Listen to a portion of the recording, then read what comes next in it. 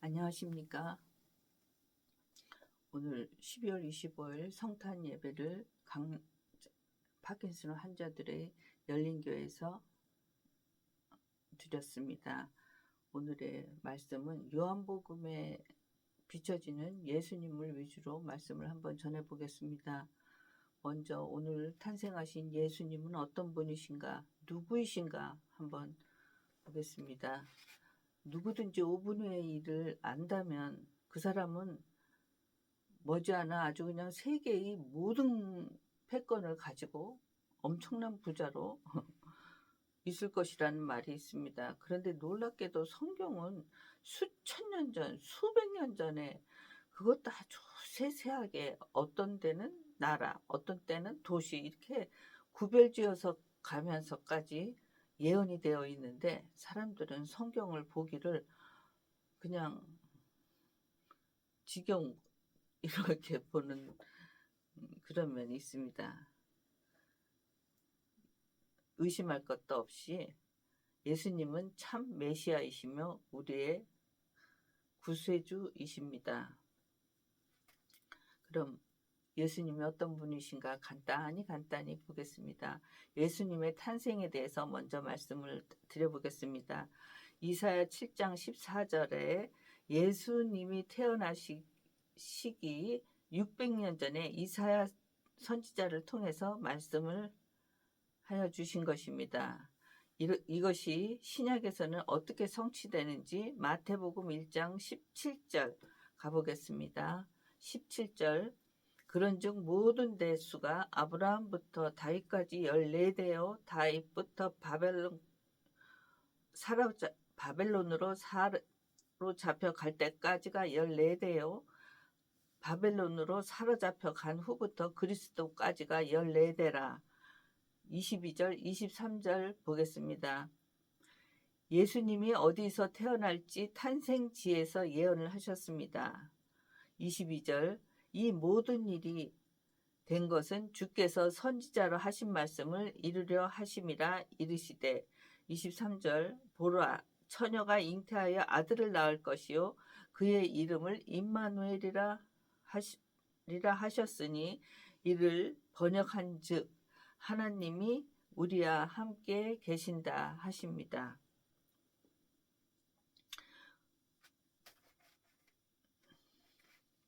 구약 미가서 또한 유다 족속 중에 5장 2절 유다 족속 중에 작을지라도 이스라엘을 다스릴 자가 너에게서 나오니라. 그의 근본은 성고에 영원히 있느니라. 예수님은 다윗의 혈통으로 이스라엘의 왕 중 왕으로 탄생하십니다. 그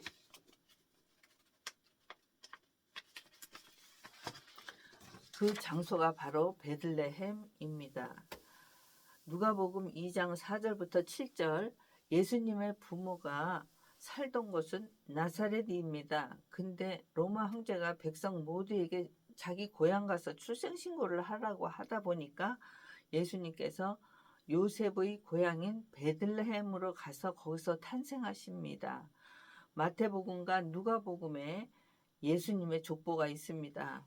예수님의 족보가 있는데 예수님은 누구의 후손이라고 성경에 나와 있냐면 다윗의 후손이라고 나와 있습니다. 그럼 족보를 한번 보겠습니다. 족보를 보면은 마태복음과 누가복음에 두 복음에 예수님의 족보가 나와 있습니다. 먼저 요셉, 예수님의 육신의 아버지, 세상의 아버지는 요셉은 족보가 다윗에서부터 다윗이 누굴 낳고 그러면서 계속 내려오다 보면 요셉이 됩니다. 근데 마리아에서부터 시작해서 마리아의 아버지는 누구고 그 아버지는 누구고 그 아버지는 누구고 그러면서 쭉 올라가다 보니까 다윗에서 두 분이 딱 만나십니다. 다윗의 자손이라 그러더니 요셉과 마리아가 정통으로 다윗의 자손들이었습니다. 이렇게 예언대로 한 글자도 빠짐없이 됩니다. 다음으로는 예수님이 왜 죽게 되었는지를 한번 보겠습니다. 이스라엘은 다윗왕 같은 힘센 정치적 왕이 와서 자기의 고난함, 곤란함, 힘듦을 풀어주기를 각수고대하면서 메시아를 기다렸습니다. 그랬는데 오신 분이 자기들보다 더 초라합니다. 게다가 로마 병장한테 수치를 당하는데 그 사람들은 얼굴에 침을 뱉는 것이 가장 수치라고 하는데 이런 로마 병사들이 예수님 얼굴에 침을 뱉거나 어째거나 아무 말 없이 십자가에 덤덤히 박히셔서 다 이루었다 그러시면서 세상을 끝내셨습니다. 그러니 이 유다 사람들이 얼마나 기가 막힙니까?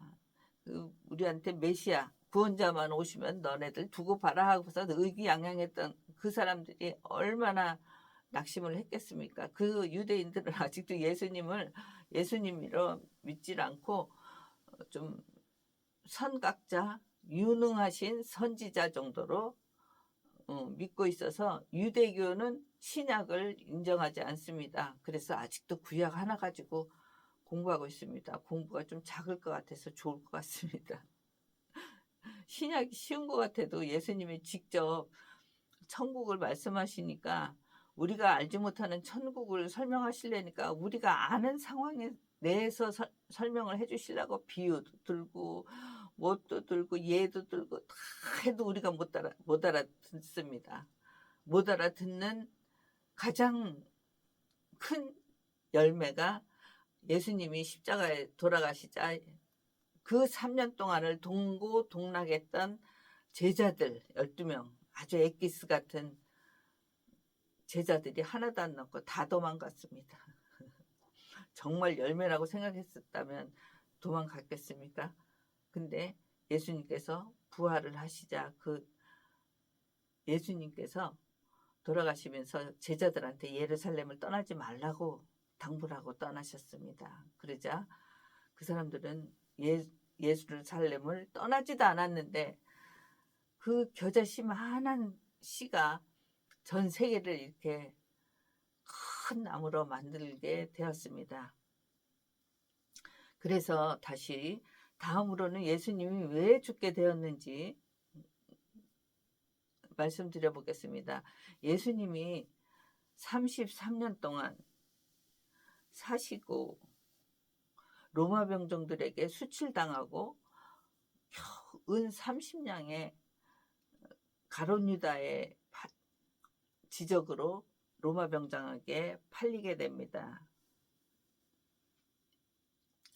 본디오 빌라도에게 고난을 받으사라는 십계명이 있지만 본디오 빌라도는 사실 이 토종 사람들의 그 종교에 관여하고 싶어 하질 않습니다. 아주 너무너무 극성이다 보니까 그 당시에는 4개의 파가 아주 팽팽했습니다. 사두개파, 바리새인파, 세례요한파, 예수님파 하여튼 그랬습니다. 그러다 보니까 하기 싫어서 빌미를 줘서 예수님을 풀어주려고 했지만 유대인들이 아니다. 예수님 죽여라. 그래갖고 결국은 예수님이 당첨이 되셨습니다. 아유, 웃어서 죄송합니다. 아유.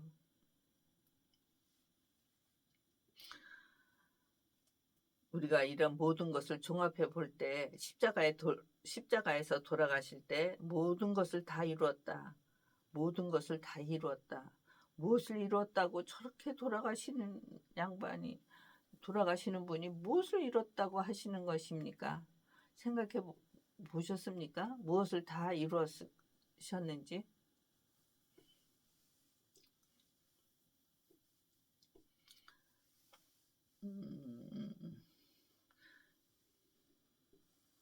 이렇게 예언이 되어 있는 대로 그대로 사라지는 인생, 그것을 우리는 예정론이라고 합니다. 이미 다 정해져 있기 때문에 그렇게 간다는 것입니다.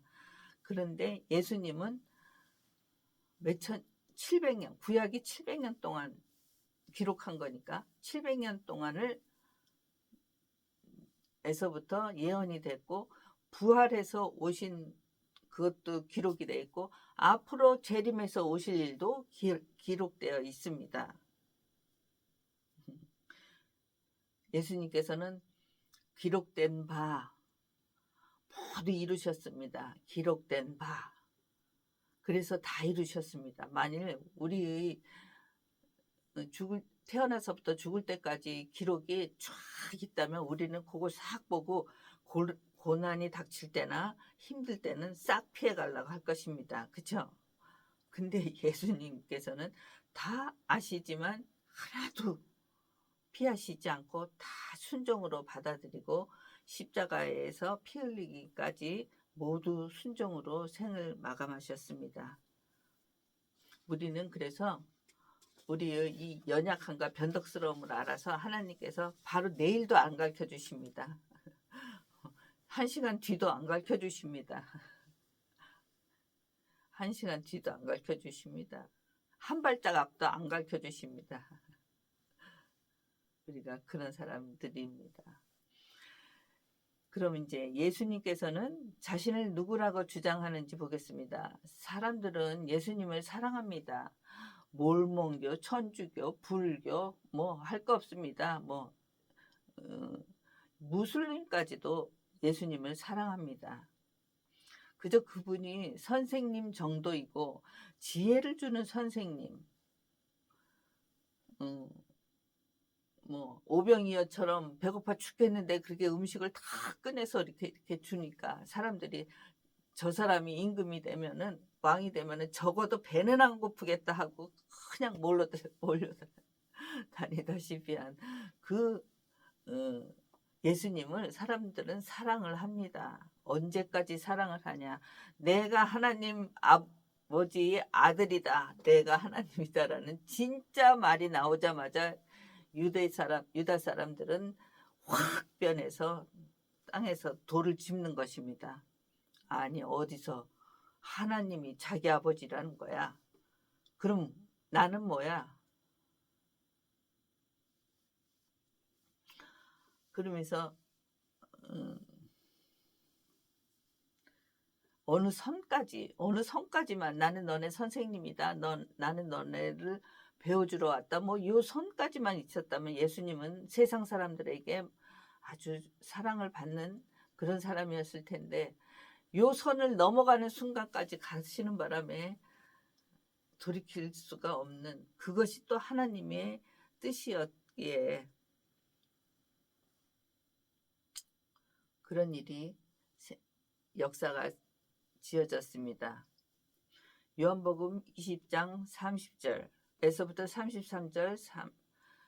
33절까지 보면 하나님은 하나라 하나님이 하나인 것입니다. 우리나라 하나님 애국가에 나오는 분은 하느님이십니다. 하늘에 계신 저기 있는 하늘에 계신 하느님이시지만 우리가 말하는 하나님은 한 분만 계시는 하나님이십니다. 만유보다 크신 하나님이 내 아버지다라고 예수님은 말씀하시며 나와 하나라고 주장을 하십니다. 이 말을 듣고 유대인들이 예수님을 돌로 치려 하였습니다. 왜 유대인들이 돌로 치려 하였을까요?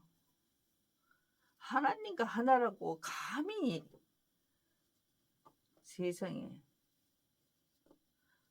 근데 예수님이 말씀이 진짜라면 구세주이고 메시아인 것이 맞습니다. 그러나 만일에 그 말이 거짓말이라면 어떻게 되겠습니까? 예수님은 아주 시대의 사기꾼, 거짓말쟁이 또는 정신 나간 사람, 망상자 둘 중에 하나일 것입니다. 그렇죠? 그렇지만 하나님 말씀이 진실이라면 하나님의 아들이시고 메시아이시고 구원자이십니다. 예수님이 그리스도이심이 가장 큰 증거는 첫째, 대제사장과 바리새인들에게 순환을 받고 죽었다가 다시 살아나리라 말씀하심을 그대로 증거하셨습니다. 두 번째, 예수님을 만났던 사람들이 새 사람으로 확 바뀝니다. 그리고 인류에 덕을 준 사람들의 80 내지 90%가 다 기독교인들이라 합니다. 나로 말미암지 않고는 하나님께 갈 수 없다는 말은 예수님은 우리가 하나님과 끊어진 관계를 다시 이어질 수 있는 유일한 중보자이십니다. 가운데서 다리 놓아 주실 수 있는 분이 예수님 한 분이십니다.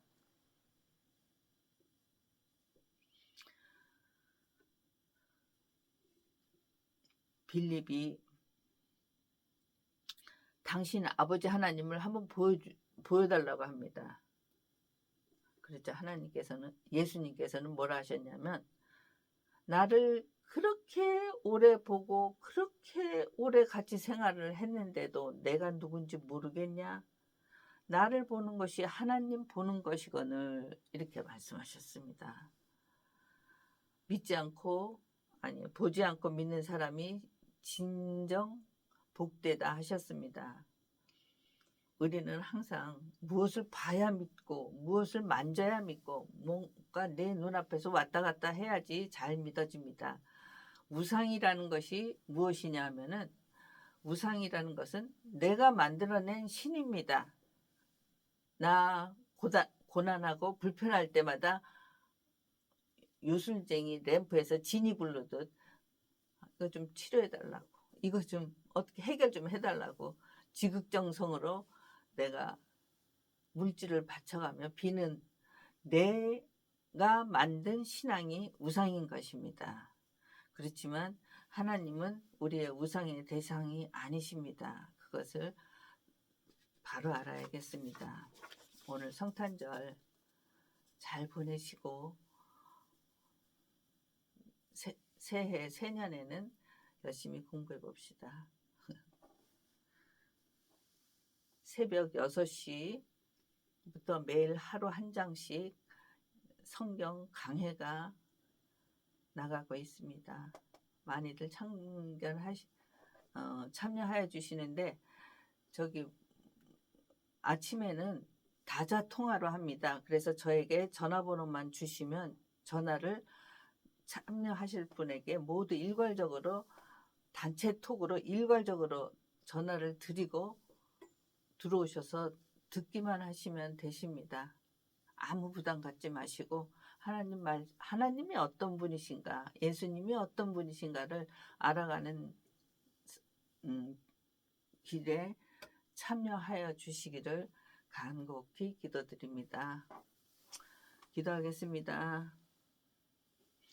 사랑과 은혜의 하나님 아버지, 아기 예수님이 태어나심에 기쁨과 찬송을 올립니다.